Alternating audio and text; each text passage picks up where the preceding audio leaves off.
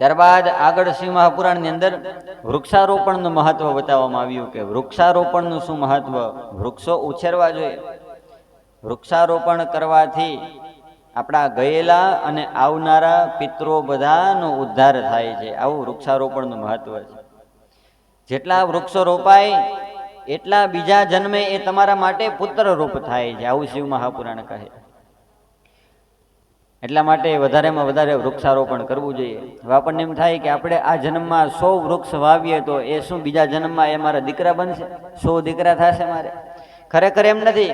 આ બધી તત્વની કથાઓ છે, આને સમજવું જોઈએ. અહીંયા કહેવાનો ભાવ એમ છે, ઘણાઈને ત્યાં તો એ પ્રકારે હોય. એક બાપાને 6 દીકરા હતા તો કહે કે તમારે તો 6 દીકરા છે, તમારે તો હરખાય છે ને? તો કે ના રે ના ભાઈ, કોઈક એક સારો દે તો 6 દઈ દેવા છે. તો એ દીકરા ન કહેવાય. જે આપણા માટે કંઈક કામ આવે, આપણે એના માટે કર્યું છે તો એ પણ આગળ જઈને આપણા માટે કંઈક કરે. આપણને જે મદદરૂપ થાય એ દીકરાનો ભાવ બતાવ્યો, એ પુત્ર ભાવ બતાવ્યો. માની લો આ જન્મની અંદર 100 વૃક્ષો આપણે ઉછેર કર્યા અને મોટા કર્યા, તો આવતા જન્મની અંદર એવા 100 લોકો હશે કે જે આપણને મદદરૂપ થશે, આપણા દીકરાની જેમ આપણને મદદ કરશે. એવું થાય. આ બધું પરમાત્માની દિવ્ય લીલાઓ છે. આપણે રોડ પર જતા હોય ને આપણને અચાનક ઈચ્છા થઈ જાય કે આપણે આ કૂતરાને, આ જે ખોહડિયું કૂતરું છે એને આપણે એક પાર્લેજીનું બિસ્કિટ ખવડાવવું છે. બાકી તમે ઘરેથી વિચારીને ન નીકળ્યા હોય કે મારે આ એક કૂતરાને ખવડાવવાનું છે આજે. અનાયાસે એ જગ્યાએ કૂતરું ભેગું થાય, અનાયાસે તમને એવી ઈચ્છા થાય કે મારે એ કૂતરાને ખવડાવવું છે. અથવા તો કાંઈ પણ બીજા કોઈની વાત છે. આ તો એક તમને એક ઉદાહરણ આપું છું. તો એવો વિચાર શા માટે આવ્યો?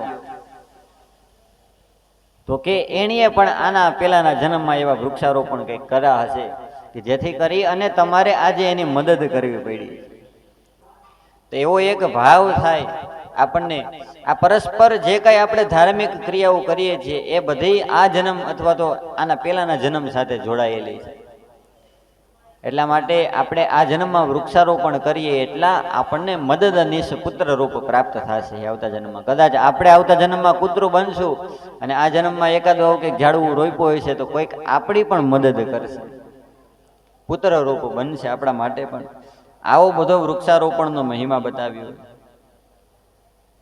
વૃક્ષો છે એ સમાજ માટે ઉપયોગી છે. વૃક્ષો પુષ્પથી દેવ પૂજામાં વપરાય. વૃક્ષોના ફળ છે એ લોકોને પ્રાપ્ત થાય, એનું ભક્ષણ થાય, પ્રસાદ બને.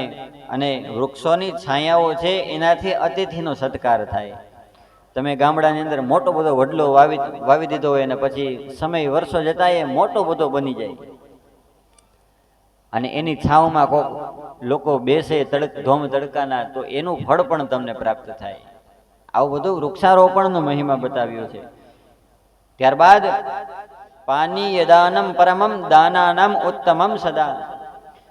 જલદાનને ઉત્તમ દાન કહ્યું છે કે જેણીએ મોટા મોટા જળાશયો બનાવ્યા હોય એના જળાશયોમાં ગૌ માતા પાણી પીવે, અથવા તો એવા પરબો હોય જ્યાં સાધુ બ્રાહ્મણ પાણી પી અને તૃપ્ત થાય તો એ પોતાના કુળને તારનારો બને છે. આવો બધો જળાશયના કોઈ દાતા હોય તો એનું મહત્વ છે.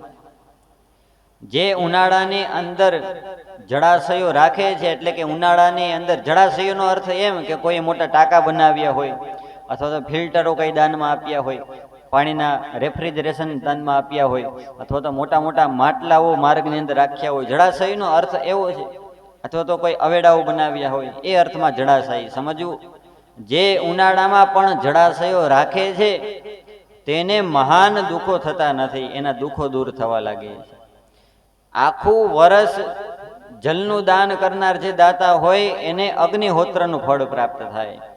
શરદ ઋતુની અંદર જળાશયોની અંદર દાન માટે જો જલ રાખવામાં આવે તો એને 1000 ગૌદાનનું ફળ પ્રાપ્ત થાય. શરદ ઋતુમાં જળદાનનું વિશેષ મહત્વ છે.